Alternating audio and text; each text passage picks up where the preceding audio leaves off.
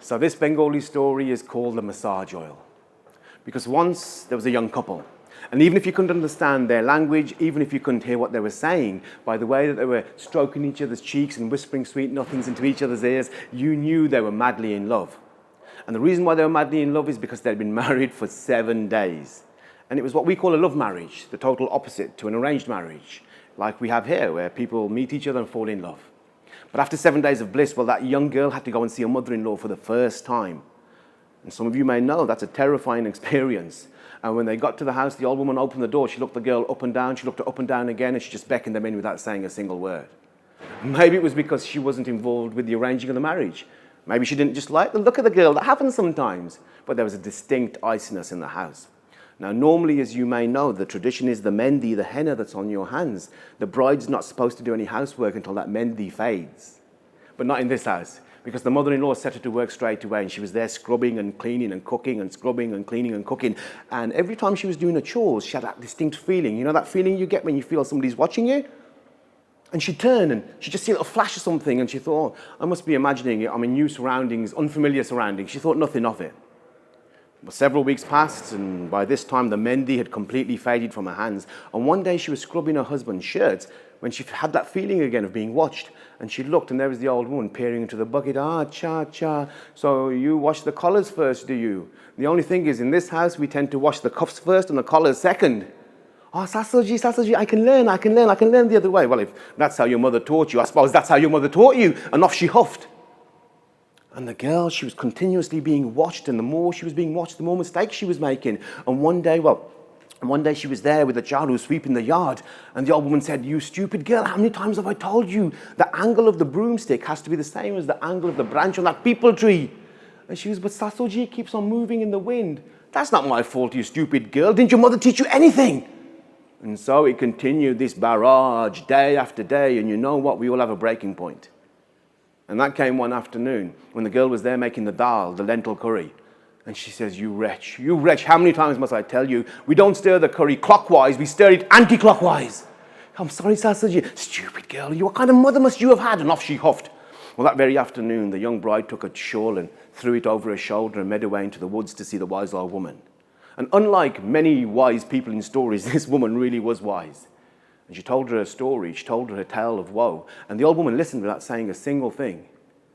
And at the end of it, she took a bottle of oil. And she said, you see this? This is a magic oil.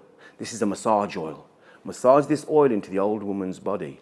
Massage it into her bones. And when the oil is gone, your problem will be gone. And she gave the old woman 10 rupees, and she ran back as quick as her legs could carry her. Sasoji, malish yediya. Now, who doesn't like a massage? And before she could say anything, the kameez was over her head like this. Now, normally, as the tradition is, you're supposed to at least warm the oil out of courtesy. Everybody knows that. You're taught that when you're a child.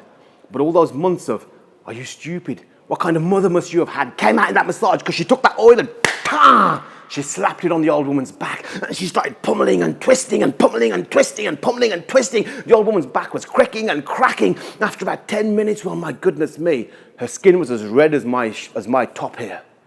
Oh, and she stopped massaging, and she looked as the oil had gone down a bit. Her eyes sparkled. Same again tomorrow, Sasaji? Yes, maybe a bit higher and a bit softer, a bit gentler. The next day she was there again, getting all that frustration out, all that anger, even got her elbows involved. Call my mother stupid, will you? And her eyes sparkled once more as the oil went down further.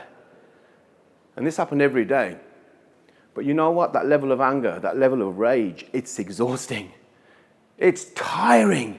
And soon the young bride found her wrist aching, her neck tight, her shoulders knotted up, and one day, through no will of her own, those movements softened, and the tips of her fingers found the small of the old woman's back, and the natural curve of her hands found the natural curve of the old woman's shoulders.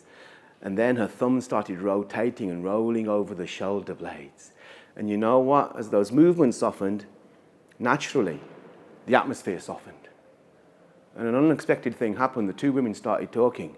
And the old woman said, you know what? I'm in such a mood all the time because I'm in pain all the time. But I do love my son. And the young bride said, Sasoji, what about me? I'm so far away from my mothers and my fathers and my brothers and my sisters. But I too love your son. And from that day onwards, well, she would massage the old woman and they would share stories. And the old woman would tell her about her dreams, her aspirations when she was a young bride with mehndi applied to her hands. And the time went quickly, as it does when you tell stories. And one day she came to massage her and she looked on in horror as there was only two drops of that oil left. Sasoji, please don't leave the house. Don't leave the house. Don't cross the threshold. I'll be back in a moment. And she threw the shawl over her shoulders and she ran down to the wise old woman and she said, please, please, you have to reverse that magic. You have to reverse that magic. I don't want it to go. I don't want it to die. And the old woman said, well, once the magic has been cast, child, it can't be reversed. It's a powerful magic. Well, please, at least take away the poison. I don't want it to suffer. And a smile appeared on the wise old woman's face and she said, there was no poison in that oil. That was just normal massage oil.